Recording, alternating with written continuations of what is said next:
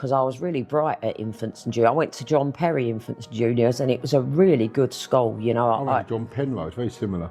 Is that a ball stall? Yeah, I never knew what I wanted to do when I left school. But I knew I didn't want to do what my mum had done, which was like a 9 to 5 in an office. It just weren't for me. I said to my mum, I've got to have a go at writing a book. She must have thought another one of her harebrained schemes, you know. Anyway, I started writing it. I remember struggling a little bit with the first couple of chapters. And then like chapter 3, chapter 4, chapter, by the time I got to chapter 7, 8, it was coming quite easily to me. I was doing half a chapter a night. Anyway, I said to my mum, I'm going to make it this. I remember queuing up at the post office with all these different envelopes, because it weren't in the days you did it digitally, do you know? And sending them all off. And within 24 hours, I had an agent on the phone to me. And she said, oh, Kimberley, I love this. Do you know what I mean? Send me the rest, like, you know, she said I'd be a superstar type thing. I rang up my mum, I told you, didn't I? I told you, so that was that.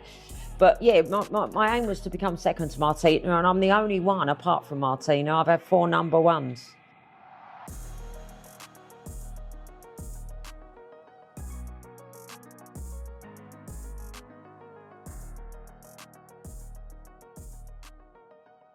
Good evening, everybody, or good morning, or good afternoon, whichever it is.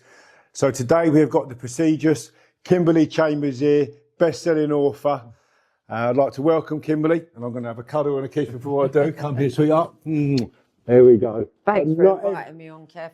Well, not everybody gets the honour to have her. So I'm very lucky. Today we're going to discuss Kimberley's career, a bit of her life story, what she feels she can recall and let loose with. And let's like to start off with welcoming her once again. And would you like a drink?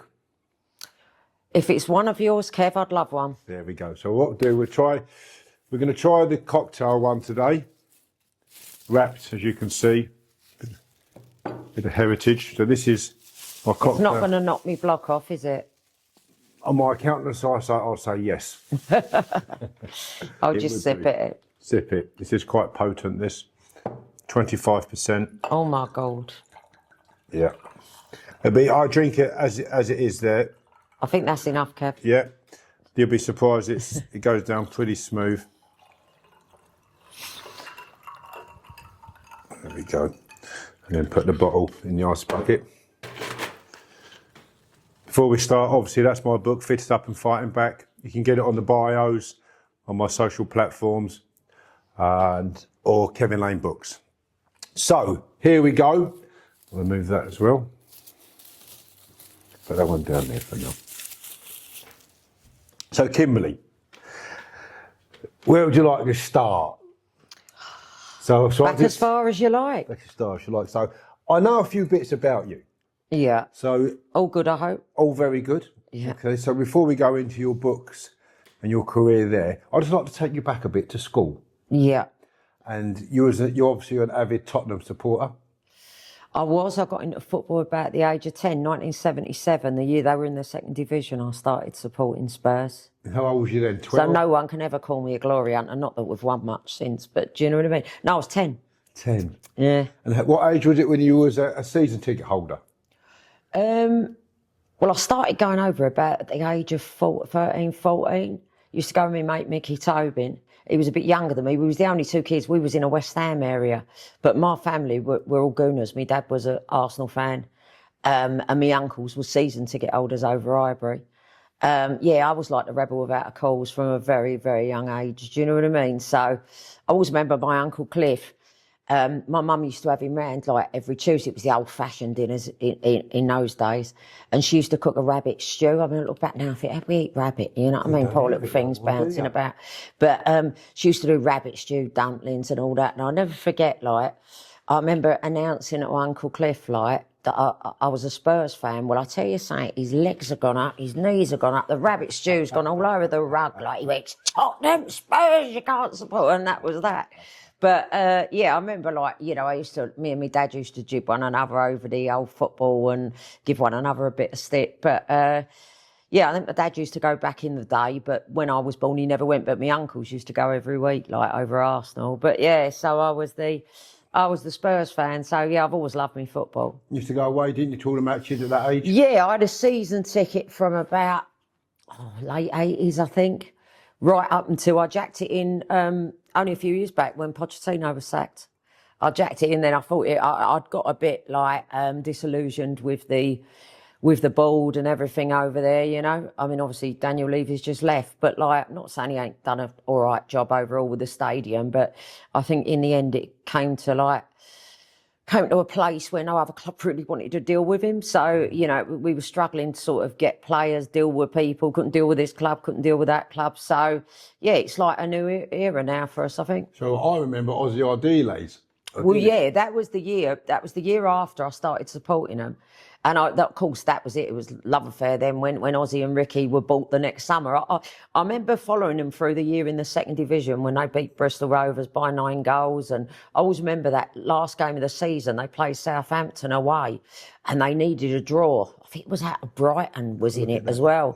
They needed a draw and I remember Southampton hit the post or something and well, not long ago. But obviously you never got the coverage in them days. It was like the big match, wasn't it? Or what? No, what was match it called? No, not when the football. Not Football Focus. Might have been years later. It's when Dickie Davis was on there and all that. Yeah, well, the early thing when they used to take you through it. Yeah. But yeah, so that's the only footage. But yeah, it was that year I really got into Spurs, and then the next summer it was after the World Cup they bought Ozzy and Ricky. I'm a West Ham fan, but I used to go and watch Tottenham. You didn't do very well last week, did you? You're breaking up. I can't hear you. I forget who we played now. Some team, but that really not me. So I used to go and watch Tottenham because there wasn't any violence at Tottenham in the day like there was at West Ham. Yeah. And I used to like it. I used to go with my mate Paul Beeston and had a great time there. Of course, you're not the only celebrity that goes to watch Tottenham all the time and gets in the stands. Leo Greggs, he gets in the stands. Yeah, there's a load of photos of him actually on them, like, it's on their Bleeding Hooligans pages, but he's standing there with a lot of my mates, like, He's always there, Leo. Yeah, he is, yeah. Loves the Tottenham. Yeah, he does, yeah. I've never actually seen him over there, I don't think. Cheers, mate. I've never seen him over there. I've seen a few people over there that, who have I seen over there? Matt, what's his name? The one that played Catherine Tate's grandson. Matt Horn, is it? Oh, not very good. Seen him over there. I see Trigger over there in the past. Trigger was a big Spurs fan. Oh, okay. Warren Mitchell, who played Al Garnett, he was a big Spurs fan in real life. I always thought he was West Ham. No. He said West Ham in the thing. Well, they had to, didn't they? It was East End, but no. But I remember seeing Trigger over there. I mean, I remember seeing him in the corner pin once, like that. You know, the pub that used to be right opposite the old Spurs shop, and. I mean, Paul said everyone went up to him and said, "All right, Dave," do you know what I mean? And he must have got sick of it, but he's very well spoken in real life, you know. But so's Pat out of EastEnders. Really well spoken, but she speaks as common as we do. Pat. She had the blonde hair. Yeah. Really well spoken. Pam St Clement, I think the name is, isn't it? Is it? Yeah. Really well spoken though. Yeah. Can I just ask you a question quickly, please, about when you used to go to school? Before I forget, and I wouldn't want to forget this piece because I think it's quite relevant. So, would you say you're a bit of a rebellion? Yeah, I was. Well, yeah, I was quite popular with the teachers, but I was a bit naughty. Do you know what I mean? So, I'm not quite sure about this. I just you can just tell me if I've got it wrong. But was there a game you wanted to go and see one day at school, and to make sure you got there, you had your brother make a call to the school? That was me made the call. Oh, was it you? Yeah. Where you made the call? No, I think it was when we was in Europe, I think. No, it wouldn't have been Europe, it would have been. It would have been like 81, 82, could have been the Cup, don't know. But yeah, I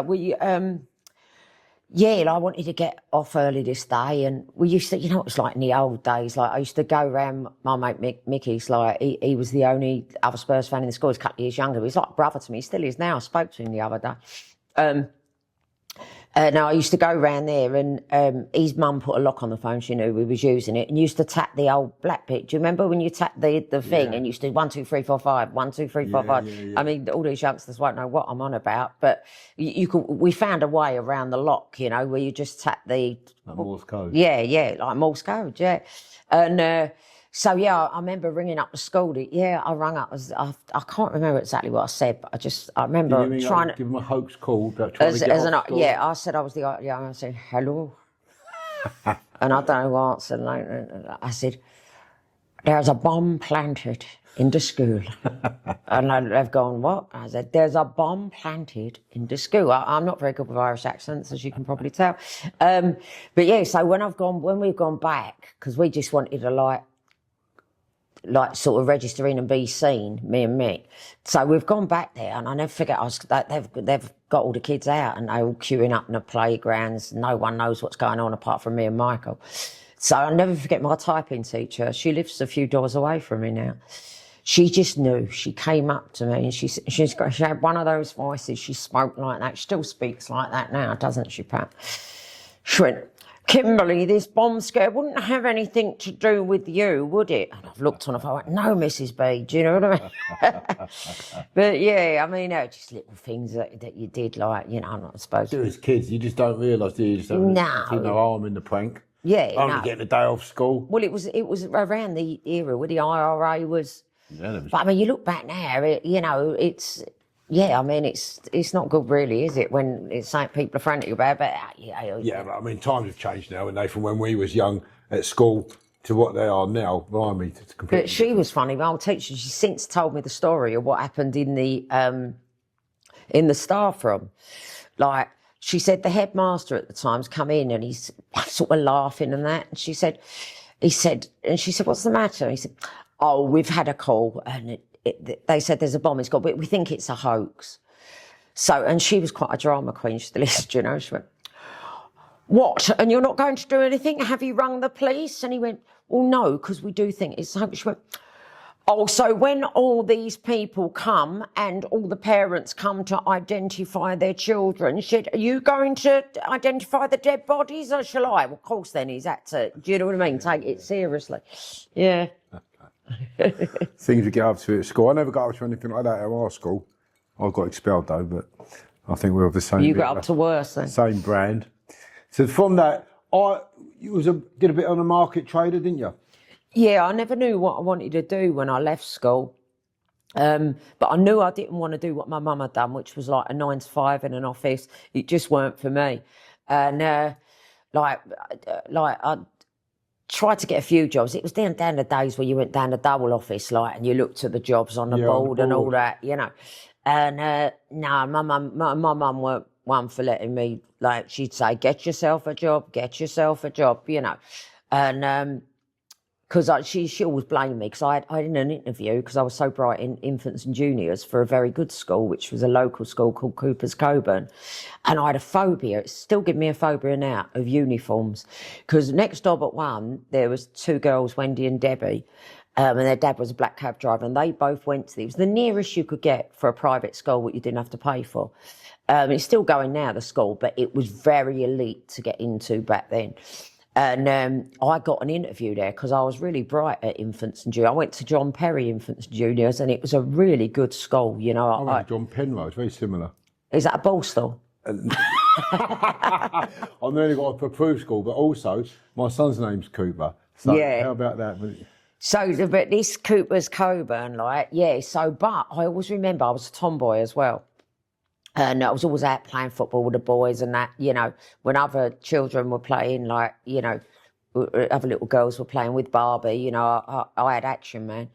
And I always remember, like, that, yeah, they wanted me to go for an interview this school, and the phobia that hit me, because I'd never had to wear a uniform at the infants or juniors, and the phobia that hit me, because they used to come along dressed like, I always remember it was this, like, flowery printed, puffy sleeved, I thought, wearing that, do you know what I mean? And it was a straw hat, and she used to come along with a violin. I thought, I ain't fucking walking along with one of them.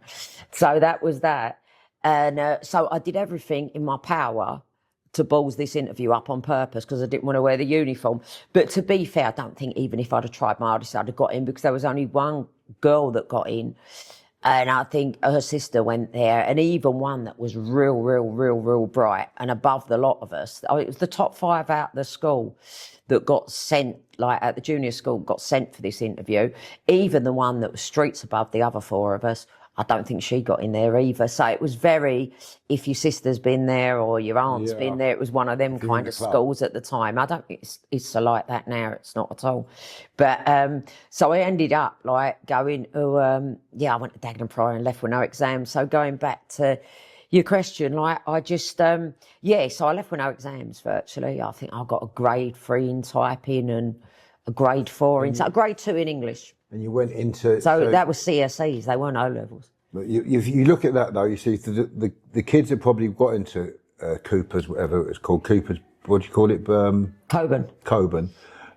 To what you've done with your life now. Oh yeah, I wouldn't be writing what I'm writing if I'd have gone now. Well, but you've made a success of your life, haven't you, in terms of where you are? And you wonder where some of the kids who have been to that private school, what they're doing in their life. Yeah. So I remember my deputy head said, "You'll never amount to anything, Lane," he said. Yeah. I bought my first flat when I was 18, but it just goes to show whatever you've been like at school, there's still a brain up there.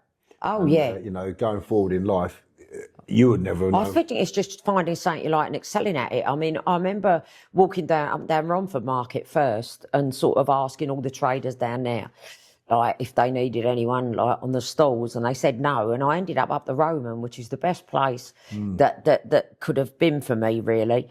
And like a Jewish guy called Harold took me on. I'm still in contact with him now. He's in his mid-80s now. And he had a son called Wayne who was my age. And I started off £8 a day, like round the back of the stall. And it was boring round the back of the stall because it was all the old sales shit round there. You know, you didn't sell much. And I was the tea girl. I used to walk over. We was right opposite Ashby's, the butchers and the cold meat store there. I used to get like the turkey and new green sandwiches and all that in there. But I used to go and get the teas and that. And then one particular day, we had these awful tweed coats round the back that I think he'd had years there. Like, you know, I think they were up for about bleeding tenner at a time for so. And one day, this woman's grabbed hold of an armful and gone running like down towards the old arcade where the jacket potato store is. Well, I've run after and rugby tackled her and got the coats back, and then I got promoted round the front. And like, I was a natural salesperson. Yeah, do you know? I was a natural salesperson. You know, I weren't like glamorous myself. I was like obviously 16, but like. But I think because I come across as such a tomboy, like, on the market, everyone believed everything I said, like, you know. Used to get, like, we used to do all the stretchy leggings and that with the lace up the side and the dresses, and you get some big walloper come up and she'd say, I think I'm going to look back. I said, don't be so stupid. My sister's twice the size of you. She was. I ain't even got a sister, but I was just naturally... I could sell. Yeah, I had the gift of the gab on now. And I did that for years. Like, I used to work Petticoat Lane, Whitechapel on a Sunday, Whitechapel on a Friday. I used to do Dagenham on a Sunday. We split, like, as time went on and I passed my test, I used to do the Roman of a Saturday, and my boss would go down to Pitsy. Yeah, he did Pitsy on a Saturday. So we kind of doubled up. So I did Dagenham on a Sunday, he'd do the Lane. Whitechapel on a Friday was always a tough market because that was buying day. We didn't start till 10 in the morning. Didn't get away from there about 6 in the evening by the time you got home. And it was hard work, Whitechapel, do you know what I mean? It was a shithole even back then, I've got to be honest. I used to go up there, the market stall myself when I was 18, buying from up there. Yeah. And it's, you know... We was right opposite the bookies as well, where, like, you know, you get a lot of vagrants and homeless and that congregate, do you know what I mean? What did you sell again, all women's clothes? Ladies' fashion, yeah. We used to do Maidstone on a Tuesday. And that was it, really. We were the Roman Tuesdays, Thursdays and Saturdays. Well, did you stop doing that? When I reached about 21, was when the rave scene kind of come out as well. So that was one thing. I wanted to go raving. And also, it was when Tower Hamlets stopped the parking up there. So they kind of killed the market. I felt so sorry to people. They paid a lot of money for them stalls, you know, a lot of people. You know, 50 grand, 60 grand, even back then buying them pictures. And like, all of a sudden, they've stopped the parking. It's not anywhere like Lakeside where you've got a car park, even if you ain't even got to pay them car park. You can really go in only the supermarket and you can't stay there long. So they stopped all the side road parking. It used to be so glamorous, the Roman, back in the day. Like, it was who could outdo one another. It was like women, you had all the page 3 models used to come and shop off us. Yeah, it was a very glamorous market, like all fur coats back in the day and high heels. It was a main market, yeah, wasn't it? Yeah, it was, especially on a Saturday. And it killed it within 6 months, really, because a lot of these women were wealthy women that sort of perhaps lived, Loutons, Buckhurst Hills, Chigwells, all over. And they'd drive up, used to see all the Porsches and Jags and that parked down the side streets. And all of a sudden, of course, they've come back once, they've got a ticket, come back again and got a ticket, you don't go anymore. No. And it's not even as though you've got a train station nearby. It was like a good 10-minute, quarter of an hour walk from Bow Road. And these ain't the type of women with money that's going to trot across there. Rain. Yeah. Or spit in or whatever. Yeah. Saudi. They just call it a day, wouldn't they? Yeah. See, I know you've had a few jobs in your time. You've been a black cab driver. Minicab driver. I did the only 3 jobs I've ever had previous to the writing was the markets, which I'd say is my favourite. Do you know what I mean? Especially the Roman. I love the Roman. Well, you're mixing with people, aren't you, all the time? Yeah, we had some great laughs with the stallholders there. I mean, some recognisable up there now.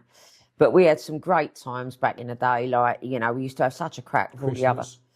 Oh, yeah, brilliant. It was just brilliant, And then the only other jobs, I DJ'd for years. I know you did, yeah. Yeah, I love me music. I DJ'd for years. And then the only other job I ever had was minicab driving. I couldn't stand the days. I couldn't stand, like carrying everyone's shopping. I don't even like carrying my own, so I weren't going to do that. So I went on nights because you could earn more quickly, And I know it was more dangerous. It was back in the day when Hollywood's nightclub was open, and we had the office, the firm I worked for Mayflower in Collier Row, and we had the office outside Hollywood's, and we had the office at City Limits up at Collier Row there. My pals used to work at the Hollywood store there, but who was the... It was a commentator DJ used to play there, well-known one. Not James Whale. Not Froggy.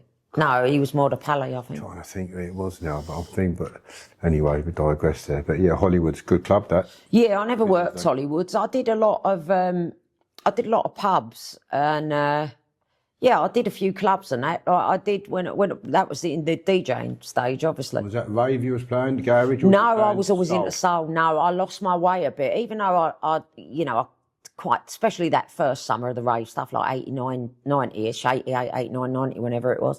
I used to go down to Berwick Manor and all that. That was the local club that we used to go. But that was still then like Alison Limerick or Robin S. It was more garage. You weren't so much as raves in it. It was still quite soul-y garage, wasn't it? It was when all the house come out late 80s. I lost my way of music. I was very into soul, just things like your Barry Whites of this world. And even though obviously you never really played them at disco, but I liked the proper sort of soul tunes, more the Caister stuff, I'd say. You go on these Caister weekends, that kind of vibe, That was what I played. And good wedding music, that is, nowadays. Yeah. Up and downs.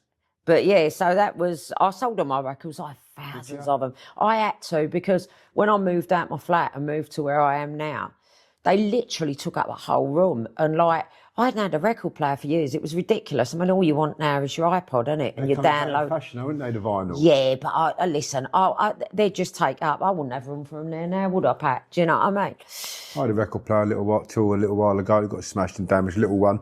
Like, it was a new one, but styled in the old style. Yeah. Like a square box. Oh, they look good, and the records on the shelf look good, but I'd never have touched them, Kev. I'm glad that I got a couple of grand for them in the end, I think, but there was thousands and thousands. Some of them, I remember when you look back now, like back in the day, they went off a lot of money, because there used to be, out at Roman, there was a guy, Steve, who used to have he used to do all the American imports and that. That was what I was into, buying all the American imports. Tony Blackburn used to do the Radio London Soul Show, and it was all the stuff he played. I was into all that.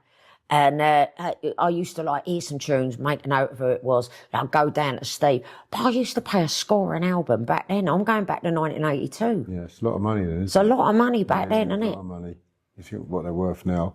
But anyway, I mean, DJs. Yeah. I like the DJing stage. But it's all done on little discs. To be honest, I just USBs, pissed isn't it up through me 20s. Like after I left the markets, it was like party time for me, you know. And I kind of pissed it up till I was about 28, 29, and I did the cabs. And then I sort of, you know, straightened myself. When did you write your first book?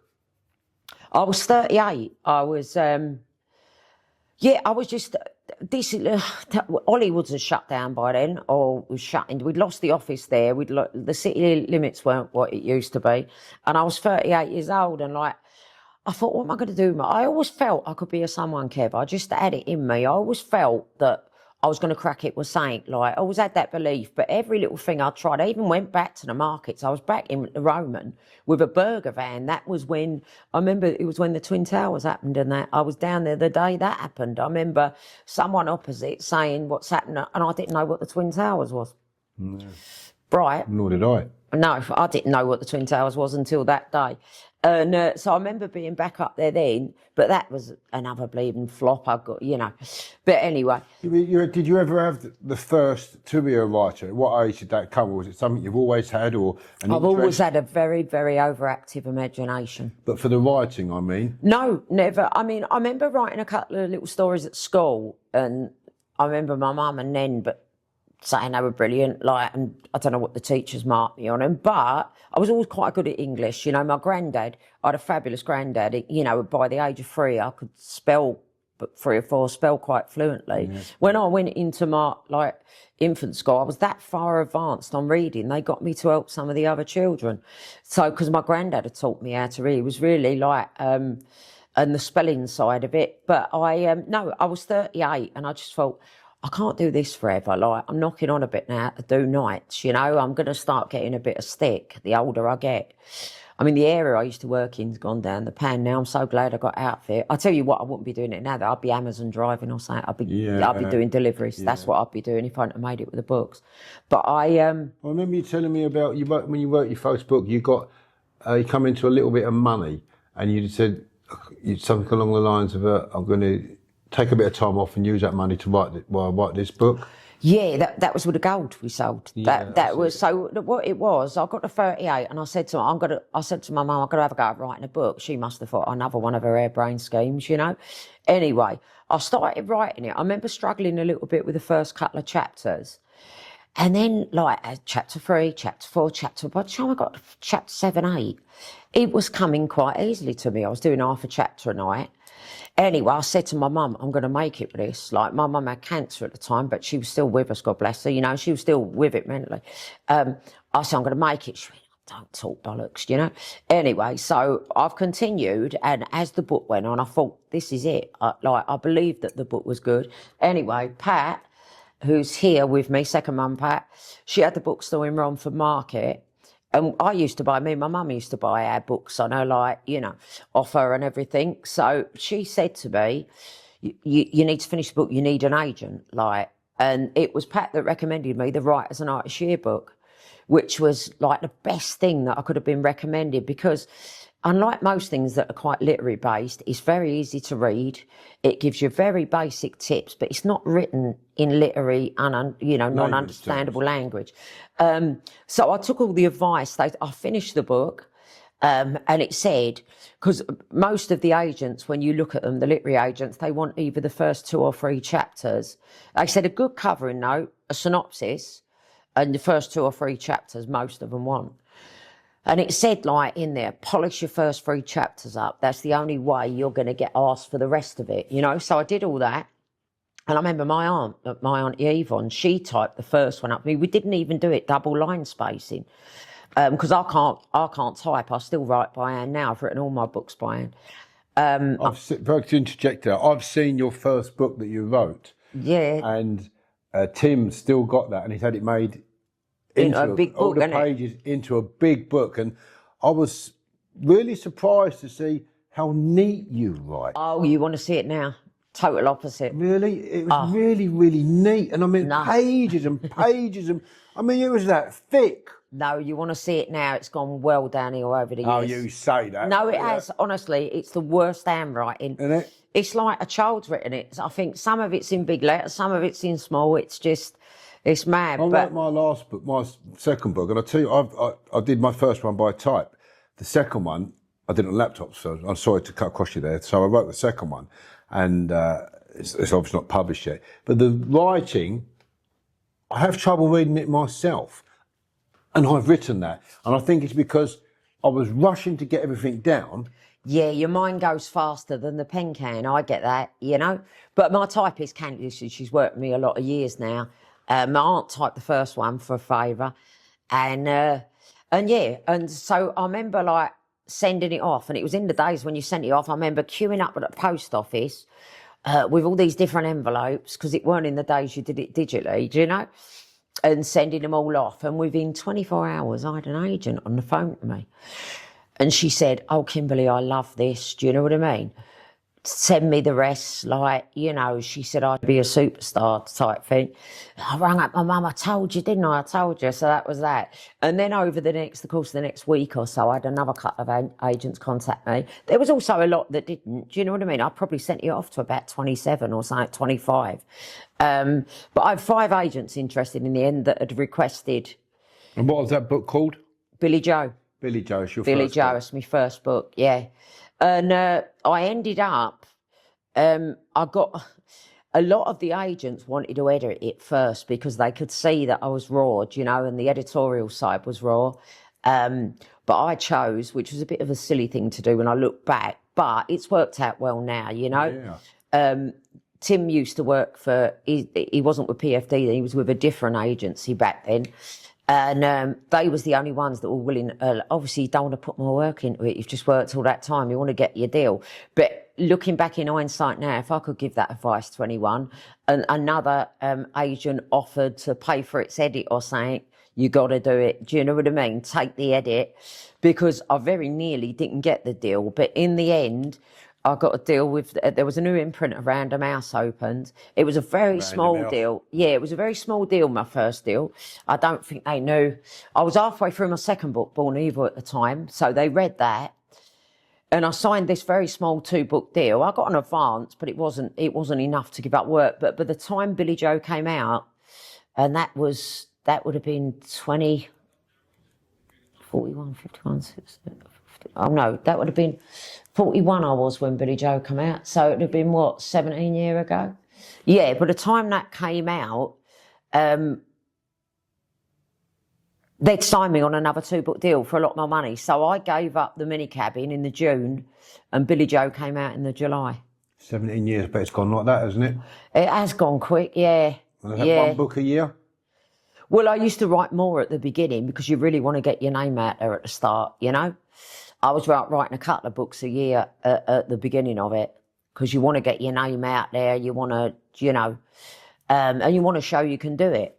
But I'm contracted now to write a book a year. I've got a bit slower, but I mean, I was a bit behind with my last one, but I'm going to get back on track with the next one. You've got another book coming out, haven't you?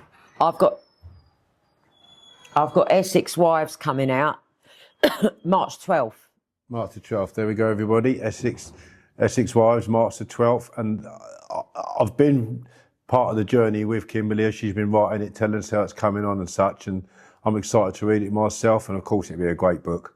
It's the last in a series, but I mean, you can read it as a standalone, but the first in the series is The Family Man. Then there's The Brothers, if anyone wants to crack on with it now, and then read the last one. But Essex Wives, yeah, it's about the women coming together in here, and they've all been wronged by these geezers and that throughout the first 2 books, and it's about sort of, you know, it's about comeuppance. Like kicking the men in the bollocks, is it? Like getting your own got to back be on done them? sometimes. Got to be done. So if I'm correct now, you get your ideas for your books through your dreams. Some of your ideas. Oh, I have mental dreams, Kev. I had mental dreams as a child. Tour the world, don't you, in your dreams? Oh, tour the world. No wonder I wake up knackered. Like my mates say, you never got to the gym. I said, I went to India and Thailand last night. Do you know what I have even from a child, do you know the first dream that I remember having? I must have been excited. I remember I was going on holiday to Cornwall, and I think I turned 5 while I was down there. So I'd have still been 4. Must have been the June or probably Whitsun or something. And I was going away with my mum and dad. I had this dream the night before, like a nightmare. And Benny Hill came into my bedroom waving a curly whirly, not his curly whirly, just a chocolate curly whirly. And he was a dirty old man that was trying to take me off. He was a dirty old man on the TV series to a certain degree. Well, I know, that's probably where I got it from. He's one of the only ones that, you know, the poor sod, there's nothing wrong with him in real life. Do you know what I mean? It's all the others. But got slaughtered in your dreams. Oh, poor old Benny. But like, then there was another one. I had this reoccurring dream as a child all the time. Next door but one, the same girls that went to Cooper's Coburn, they had a massive tree in their garden. I had a reoccurring dream of the plane crashing it. And I was going, looking for bodies and rubble. I was 4, 5, 6. And then there was another one. We used to have an alleyway came round. I grew up in Dagenham, like, used to have an alleyway, went round to the back. And I always remember having this dream. It was reoccurring for many, many years. And like, my mum would be talking to her mate at the front door, and it was in the early 70s, like with the hippies and everything, you know. This gang of hippies would come round to take me away. And you know, when you freeze and you can't move and you can't, I've always had a mental imagination with my dreams. And I still have them now. Well, you do for your books. So when you're dreaming, does some of those dreams go into your books? No. No? Poor old Benny Hill, leave him alone. No, without Benny Hill, I mean. No. Where do you get your ideas from then? Because you've got a great imagination, haven't you? Oh, it just comes naturally to me, Kev. Just comes naturally. Isn't it? Yeah. You don't get your stories from interviewing people. You imagine, you invent them in your head, don't you? Well, I grew up in Dagenham. It was quite a colourful area, full of colourful people. Do you know what I mean? And like some of the places I worked after when I was DJing and that was full of colourful people. You ain't got to be Einstein to sort of make up your own stories about someone in that world, you know? To start a book and then to come to an end of it, do you have it mapped out in your brain, or you just sit and just write? So when I wrote my Fitted Up and Fighting Back, I started at a certain point, but I didn't start the book. When I wrote the chapters, I moved them all around and started the book in a different position. Yeah. When I put it all down on paper, I started from a child, and I took you on a journey from my childhood up and That's through. how it should be, though, because that's your autobiography type thing, isn't it? I don't know, because I'm not as, obviously, you're a worthy... Well, you would. I mean, if I was writing my autobiography, I'd start from a child and then... And that's how I would do it. So that's how I did the first one, and then I moved the chapters around. And actually, I moved the chapters around on somebody else's advice, Justin Smith. He advised me where to start that book, and I'm really grateful to Justin. You know, he was a very good friend still. I haven't spoken to him for a while, but still, nonetheless, he gave me that advice, and it's worked out well. So... can I just ask you something before I forget? You know, when you have your editing done on your book, the term killing your baby, I know it's a terrible term to use, but a writer said to me once, when they take chapters out of your book, it's like they're killing your own baby. No, because I do all my own edits, so I get editorial notes back. And when you first see him, he's daunting, you think, oh. Because it hurts when they take stuff out, you think, oh, well, it's not that. They ask you to, like, they sometimes want that like, I'm doing the edits of Essex Wife at the moment. I'm a third of the way through it. And it's just like, you know, my editor's kind of said to me, and I can really see where she's coming from in parts of it. She said, when you first see the notes, it feels like it's a hell of a lot of work. But when you read through them a few times, you've got your head around them, it's just about tightening it up sometimes. Like, there might be a few repetitive scenes, there might be a few... scenes that are unnecessary, and it is a long book, Essex Wives. That's why I got a bit behind it. It's turned out a book and a half in itself, do you know? How many words would that be, 140? I sent it back nearly 150, 150, yeah. So I want to try and get a bit out of it, speed up those early chapters. But also, she came up with some good things, like there's one particular character in there who's called the Boss. He's a Dutch guy that lives in Marbella. And he sort of goes out of it from part 1 to part 3 to bring him in part 2. It just ups the crime element, you know, which I'm going to do. So that's what's on the agenda for next week, is bringing these new scenes into part 2 with the bossing, because he's an interesting character, and it just ups that. It stops it being all just too family orientated, and it brings in that crime element of danger. And you have that mapped out before you start writing. You think, I've got a rough idea of where this book's going to be. But when I'm starting a book, I mean, I should be starting. I've got a plan for my next book, like which I'll be starting probably beginning of November time. And I've got but all my endings have always seemed to change. Even if I've thought of an ending, when I get 3 or 4 chapters from the end, it normally changes. I find I can read my book, go through it, and I will change it every time I go through it. I will change something about it. Do you find that? I could do that now, and I would change something in it again if I. If I went back over them, if I read them again now, I'm bound to pick holes in it. A word or two or something. Yeah. Yeah. Oh yeah. I think like in the early days, I put a little bit too much swearing in. Duncan Campbell says to me, some books have swearing in. You're writing a gangster crime book, so Yeah. you're going to have it in there. Yeah. But when I wrote mine, he said, leave swearing out. And I had swearing words in mine. Yeah. He said, no, you take them out. You don't need that. But this is a different type of book. Yeah. It all depends on the character. I think I overdid swearing a bit in the beginning. But I mean, I don't listen. It ain't. But what you don't want to do is put off some old dear that's a reading group.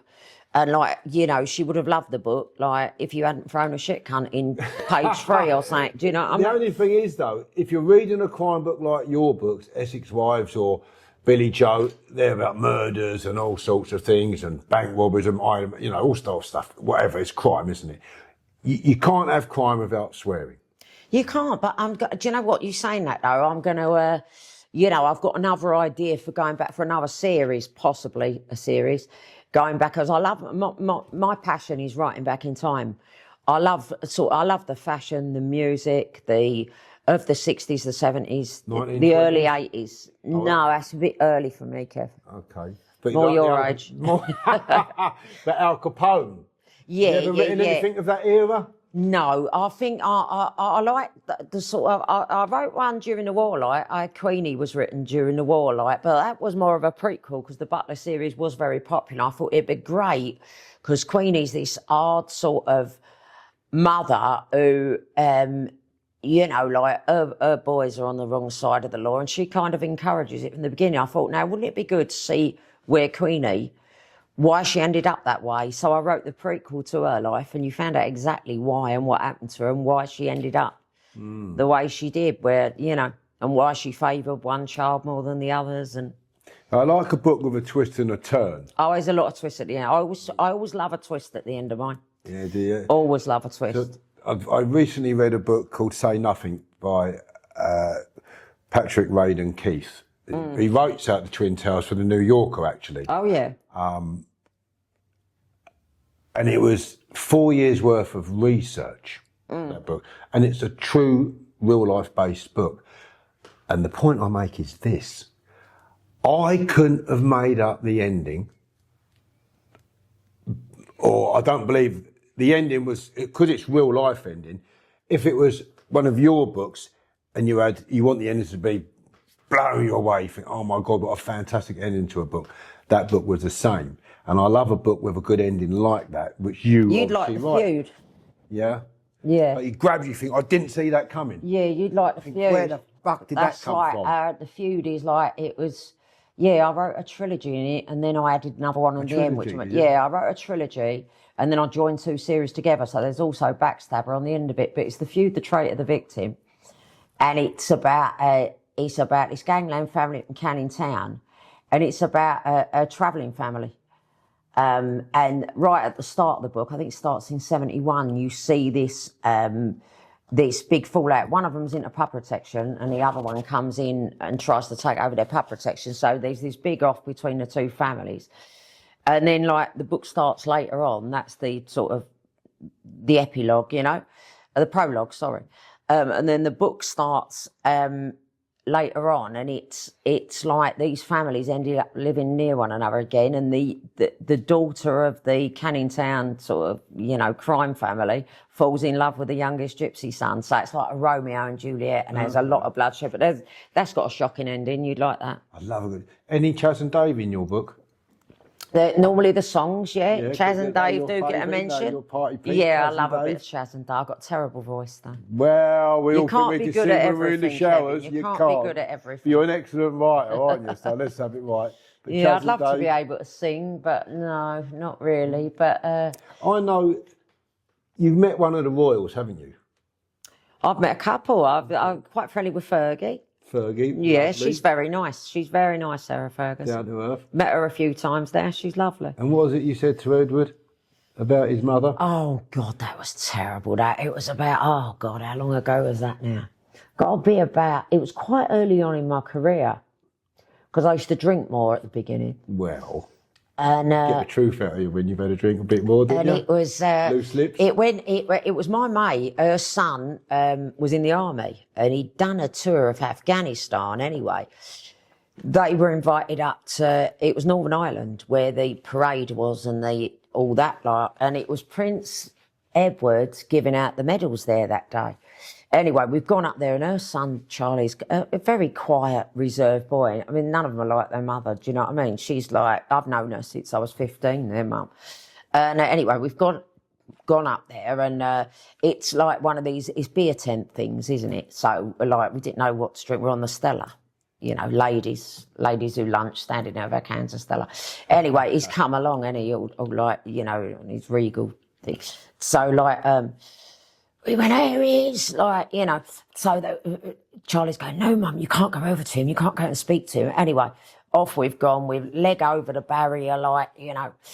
I went, I'll never forget, I walked up to him. I went, all right, Prince. Because I was, at the beginning of my career, I used to be more fond of telling people who I was and what I did. I mean, no bastard had ever heard of me. But like now, I don't tell a soul.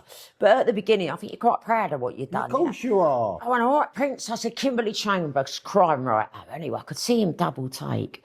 My mate's one of these. She's not like me. Like, she'll put on the posh voice.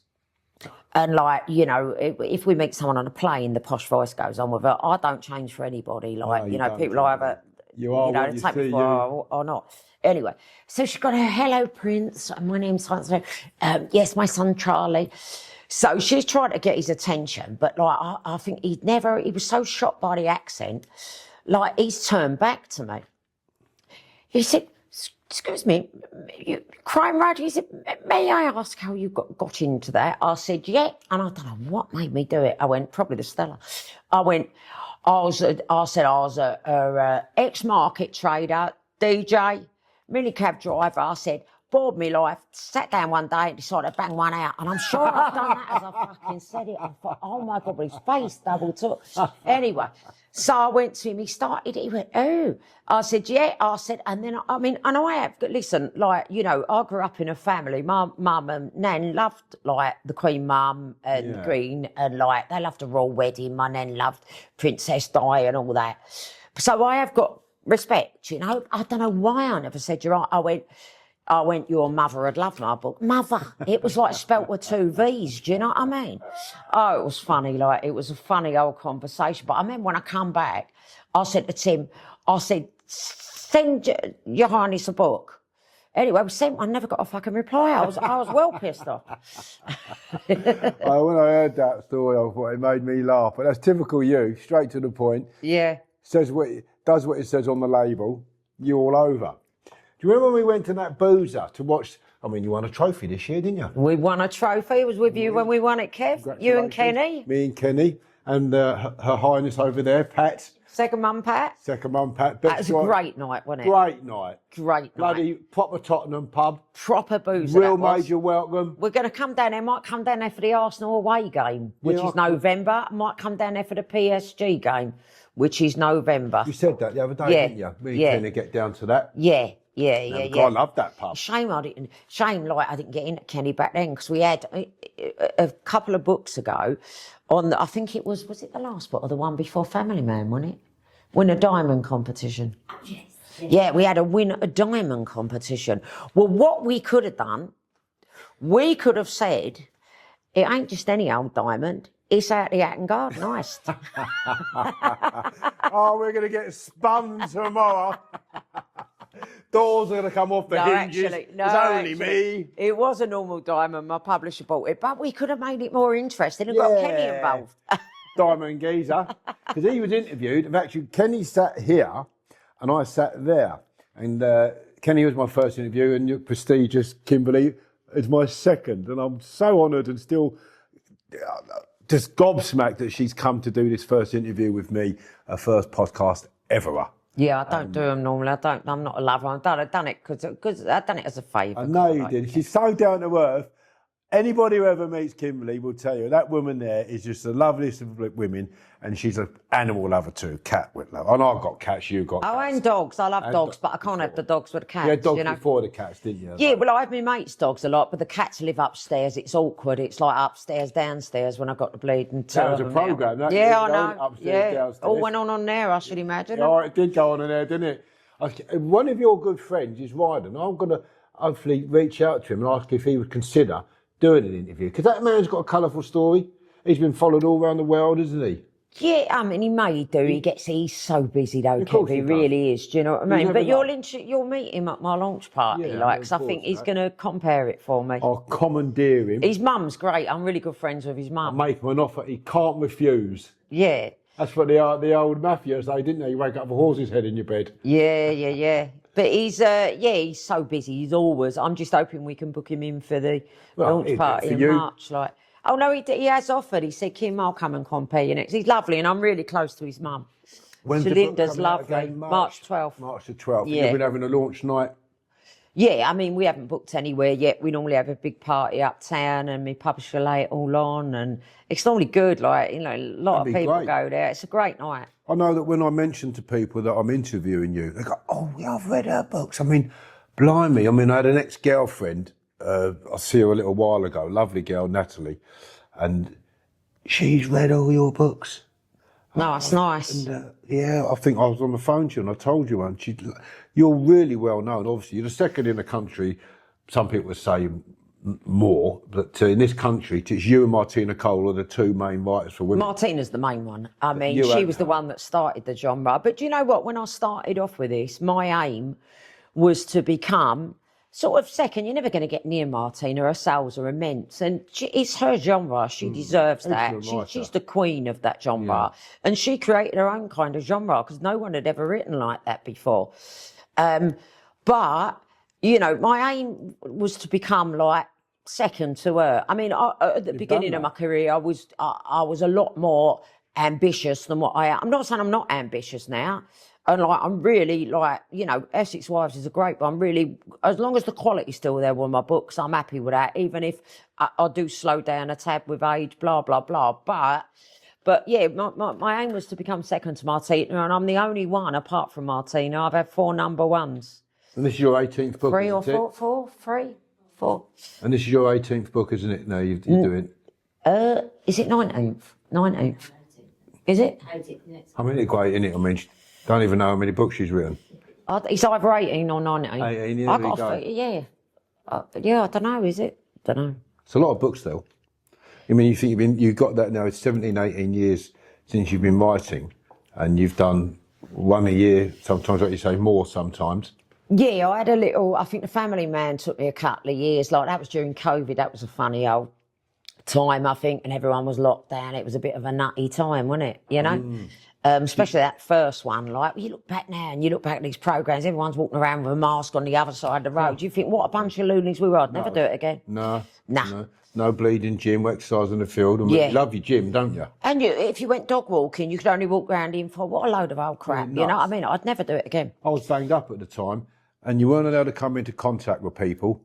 You'd go to your dinner and they'd have a space, like you're saying.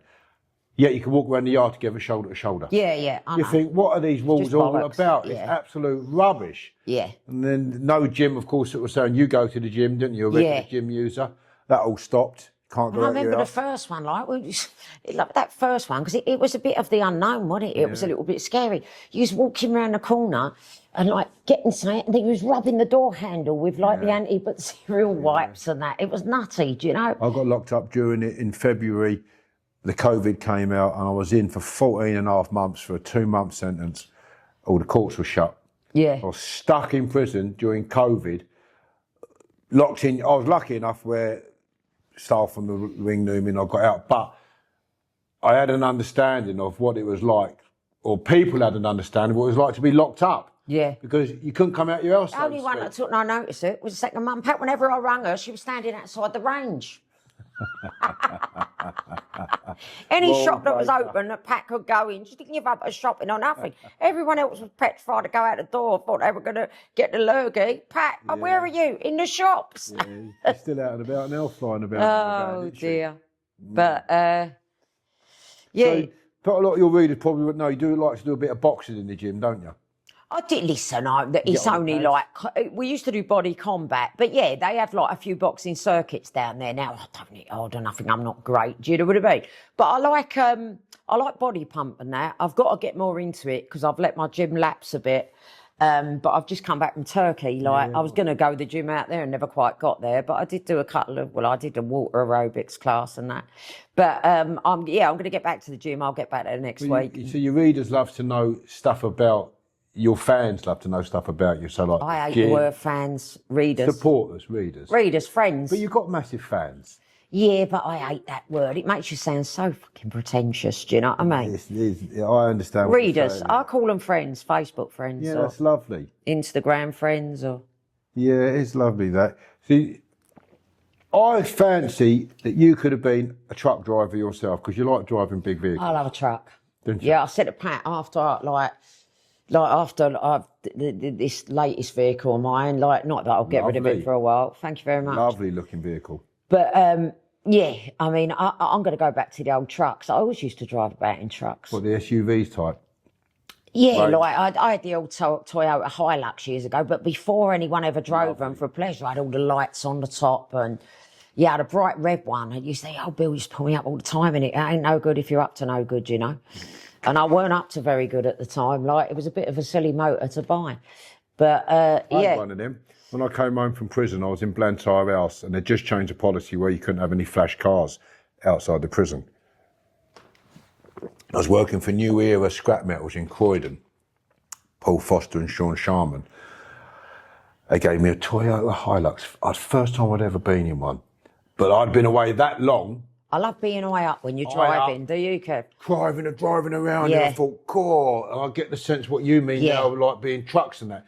But they're beautiful vehicles, Yeah, they aren't are, yeah. Comfortable, you got like a I had a little front room yellow. chair I'll in never the forget. car. I had a little yellow. It weren't the big wheeled one. Actually, it was a smaller truck. It was one of those smooth. And it used to have the gears on the side. It was one of the column most. drive. Yeah, it was one of the most smoothest vehicles I've ever driven in. That's exactly what I always felt. Smooth, comfortable, Yeah. high up, loved it. Yeah, And it weren't, because really, I could go throw the cats in the back and take them round for a spin, couldn't I? well, you can get the things on the back of them now, can't you? To cover them up, rather than Yeah. just open space.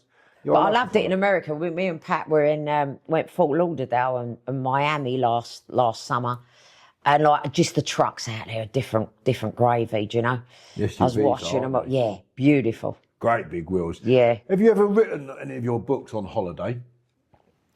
I was working on it. Yeah, I do go done your away. edits, didn't you? I struggle in the winter now over here. I really, really struggle with the weather. I'm already planning. I was looking up holidays last night. I know I've only just come back, but it's like I think I've got that sad disease. For the winter. I literally loathe this time of year. Spring's all right, and I was all right this summer because the weather weren't too sad. We didn't have a bad summer. But last summer, it was dreadful. I just want to keep going away. So that's what I'm going to keep doing now. And I'm going it's going to be working holidays because I get more writing done now when I'm away. I edited while I was out here, but this was more of a holiday because I went away with my friend Linda Calvin. Yeah. But Written a few books now, isn't she? yeah, she's doing well, Lynn. Yeah, she is. Yeah, done, she's Linda. doing well. Yeah, good for her, you know? Yeah, blimey, the background, the struggle she's had. She done a lie detector test and passed it. Yeah, I no, I want know. people to know that. Did a lie detector test and passed it. She did? And it was the most latest lie detector test you can do. It goes on your eyes. And I did one the same day. Mine came back inconclusive as well. So I'm pleased with that. But Linda done hers, flew through it. So well done, Linda. Oh, she was a great holiday companion as well. We had a real good time, you know. Met some lovely people out there. Met a lovely couple from Colchester. Lovely couple from Wales. You said, didn't you? They'll all be at the launch parties. So We've got a meeting on November, haven't we? November the With 1st, yeah. another fundraiser. yeah, that's for Linda. Yeah, That'd be it's a nice. great cause what she does it for. She does it for the lads' boxing club. She does. Well, Ray does it with a Ray Bishop, doesn't he? Swanley Club, isn't He it? does Swanley Stables, I Yeah. think, and Lynn does it for Newham Boxing Club, the boys, doesn't she? They get a few quid as well each year. Do you know Every what? year they do that. She's their only sponsor as well. They're so grateful when you go up there. Not last year, not this year, but the year before, I went up there with her and they put on a little exhibition for us, the boys and that. You know, it was lovely. Very grateful people. I'm looking forward to this one. I like the last one. Got smashed there, I did. It was all there, haven't we? Yeah, we were sitting together. Driving with Miss Daisy, she was there. Getting us about, weren't you? Kenny, we had a good night, didn't we? Kenny was there. That was a good night. It was. So, is there anything you would like to raise on today's interview? A little bit about you like people to know about yourself, or do you? Oh, I'll tell you one good story that which is quite unusual. I even dedicated one of my books to him. Not so much in the recent books, but like in some of the early books, especially The Sting was one, because I set part of The Sting. It was about like two kids who grew up in a children's home, and then their lives went in different. Ones ended up a bit of a villain, the other ones ended up like as a copper. So I want to know a bit about Endon. Well, the guy that helps me now, if I need to know any police procedure, which I haven't done for a few books, if I'm honest, but when and if I do, I remember in Payback, I wanted to know a certain area in Hackney where a body could lay undetected, but then could be found by saying, and how decomposed it would be, and all this. So the guy that helps me now, his name's Ron. I originally knew him because he raided my house. That's how we met, and it was years later, and it's really weird because he turned over. It was my mother's house actually at the time. I was only looking after the dog for a week. That was terrible. I had to tell her and my dad when they come home, the house has been turned over. But anyway, that's how we first met. And then he heard many years later. I went to my old Aunt Bet. She lived to 101. I went to her funeral, and Ron had. Because Aunt Bet's grandson, I've got quite a distant relation, a cousin, Simon, that was in the police force, and Ron ended up marrying. He ended up marrying Ron's sister. They were partners in the police force. Anyway, so cut a long story short and take away all that. When I went to my aunt's funeral, his wife was there, and sort of said to me, how Simon's wife was there. My brother said he's so proud of you, turned your life around, blah, blah, blah. I said, tell him to drop me an email, and he did. And whatever I've ever needed since then, in police procedure, he's retired now, But he ended up chief inspector of the murder squad in the East End at one point. So he ended up quite up. But he's a real good guy, do you know what I mean? And anything I need, just like something decomposed, something this, something that, he'll give it me. As I said, I haven't needed it for quite a few books. Now, you must think, Christ, I ain't got that nuisance driving me mad anymore. But it's important, though, to get... I realise, I love criticism about my book when it's in my favour. I consider it to be in my favour. So if I've got something wrong or a fact wrong. So I wrote something about Dvorsky in the gulags in Russia and what people can adapt to, what you can just get, the human body can accept. And the era, some guy wrote about that. He said, well, it wasn't quite right. This was the actual correct blah, blah, blah. So I think research and taking advice is critical to writing a good book. Yeah. I mean, I'm lucky, really. I know a lot of writers. If they're going to write about pub protection, they'll go out and interview people that have done pub protection. I don't need to do that. I mean, you ain't got to be a brain surgeon to work out what you do. Do you know what I mean? So it's only little things, but I know there was a cock up in Queenie because I put the war had ended and everyone's singing God Save the fucking Queen. It was the king in charge. But my copy editor at the time should have picked up on that, if I'm honest. That's the copy editor's job. Not my editor, but it goes to copy edits after that, and they are the ones that check for any timeline issues, whatever. So that should have been picked up there, really. But anyway, it's neither here nor there. We've changed it now. Will you find you'll continue writing because you find something you enjoy, you never have to find another job in your life? Oh, God, I couldn't imagine myself doing anything else now, no. And I'm really excited because I'll tell you what happened with this series, and don't get me wrong, it's one of the best series I've written, but what happened with the other two series, like The Feud, the one I was telling you about, the Gypsy Gangland family and that, it was meant to be a standalone and it was going to have a completely different ending. And as I got near the end of it, about 5 chapters from the end, I thought, I really like these characters. I can get so much more out of these characters. That's how it ended up being a trilogy. Same happened with the Butler series, which was, The Trap was the first one. And I thought, I thought I can get more out of this, and it's ended up like a 5-book series. What we did with this latest one, The Family Man, we went out at the beginning and said, brand new series, Kimberley Chambers. And really, my editor who's left now, Kim, she kind of knows shit to me. You sure you want to do a sequel? I said, well, we said now it's going to be a thingy. But listen, The Brothers is a good book, and the Essex Wives is a great book. So, but I just didn't quite connect with the characters. When you're working with characters for years, and you're working with them every day, like with the Butlers, it was easy with your Queenies and Vivs and your Vinnies and Little Vinnies, and the same with like the feud, like, you know, with like I love Joyce and Stanley. I love adding comedy to mine because I grew up on all them old sitcoms from years ago, like, you know, and like I love adding a little bit of comedy. That's the one thing I've tried to do to any other writer in my genre. You know, I've got a strong sense of humour. My dad was a very funny man, so I try and put these little humorous things in there, you know, like scenes. You get a laugh in your books, it's something to achieve, isn't it, from writing? Well, yeah, it's good to like laugh on one page and then the next chapter you can cry. Do you know what I mean? It's a gift. Have you ever written your autobiography? Not yet, have you? No. Listen, I'm one of these people. I mean, I've got no one here now to upset. Like, my mum and dad, God rest their soul, are both dead. Me nan and granddad. But, I don't know, like, a lot of authors do write theirs, but mine would be an eye-opener. Not because I've done anything massive or terribly bad, but I just don't know if I want the world to know for my parents' sake still, or do you know what I mean? You put in it. I mean, you know, you could write it still, and it's down to you what you publish, isn't it? You can, people might still enjoy I'll definitely tell the story of my mother when she told me to go sell the gold. Honestly, this makes my mother sound like Queenie. So I was writing my first book, and we had literally carrier bags of gold. We used to hide them up under the floorboards at the house in Dagenham. Like, it was all from when gold was thingy in the 80s. I used to do a lot of chopping about with gold. Do you know what I mean? Yeah. You know what it was back then. Yeah. You know, if you sold something, you'd take a bit of gold for it. Yeah. So we had literally massive carrier bag full, and there was a lot of stuff from like me nan, like from the past. Anyway, my mum said to me, she knew she didn't have long left. She said, Kim, because what I did, I went part-time with the cabs. Like, I was working like 10, 11 hours Friday, 10, 11 hours Sunday, getting in about 4, 5 Sunday morning, getting up again at 12 and going and doing another 12-hour day. And then I took the Monday, Tuesday, Wednesday, Thursday off. Monday I was shattered. So I was writing that first book, Tuesdays, Wednesdays, Thursdays.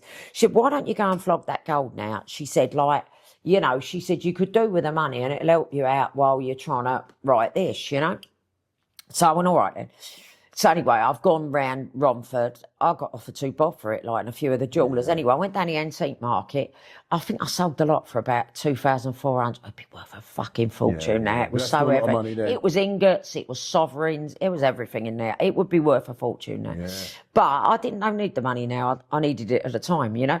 But anyway, so that was that. So I've come back and went, Mum, I got a good deal. I've given her some of the money and that. And then about a week later, she sat there, a bit like Catherine Tate's then. She's gone. And I thought, what's she going to say? Like, she went, don't know how you could have done that. I went, what? I was watching Loose Swimming or something. Like, you're not like me, you know, very callous. I went, what? She went, I could never have sold all that jewellery and that if it belonged to my nan and mum. I said, but you told me to fucking sell it. It was your idea. And I'd kept one of everything. I kept something of hers, something of my dad's, something of my nan and granddad's. It ain't like I'd not kept something for sentimental. Nah, I couldn't have done that. Just like Catherine Tate's nan. You took her off to a tea, I'm telling you. What a fucking liberty. Would you ever write something different to crime? So would you write, for instance, and I say this honestly, genuinely, I want to write a book that's a little bit raunchy. And I am going to... Carry on, Kevin. Well, I mean, I'm being interviewed by a couple of women soon. It's going to go out on my channel. And I was asked a year ago how I got on from... Just changing the subject up a little bit here, but I was asked how I got on when I came home from prison with dating women. I said, well, I was quite taken aback by how the women have come on some in today's society. He makes himself sound like a bleeding vicar standing there. So, who was that vicar with the buck teeth years ago? You know, he used to play Dick Henry. Oh, Dick Henry. Dick Henry the vicar. Brilliant, wasn't he? He used to play the vicar, didn't he? I don't want to go down that path. But, I thought he was blind and he was. Anyway, so I'm going to write a book with a lady, Yeah. and we're going to write, they should be called Black Velvet, didn't they?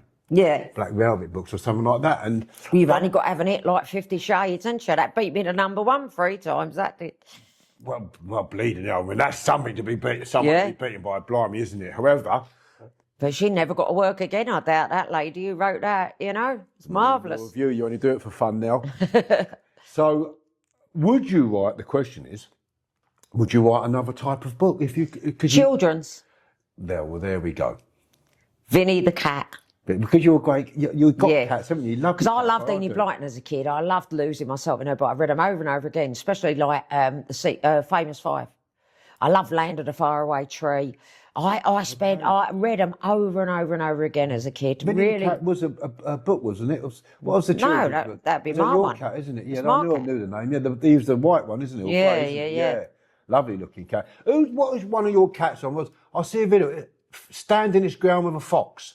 Oh, that's Queenie, yeah. Bloody hell, I Yeah. looked at that, having a go, wasn't it? The fox Yeah. done the legger. That's me little rat And catcher it's and on mouse its tongue. catcher. Every night she brings something in. Don't they? And she drops them and then she, like, listen, I save them and get them out, but she's got an habit of bringing some, not rats, by the way. She does catch rats, but she ain't brought one of them. She better not start bringing them in because that will be it. Someone told me when I was on holiday about a cat flap you can get where if they've got something in the mouth, they can't come in. It stops them coming in. Okay. So we might have to go down that road. If any rats come in Mummy's house, we're going down that road. But it's baby mice at the moment, but I've she's had got... 2 mice live, baby ones, and they drop them, and it means that they haven't And they killed want to them. play with them, yeah. They play with them.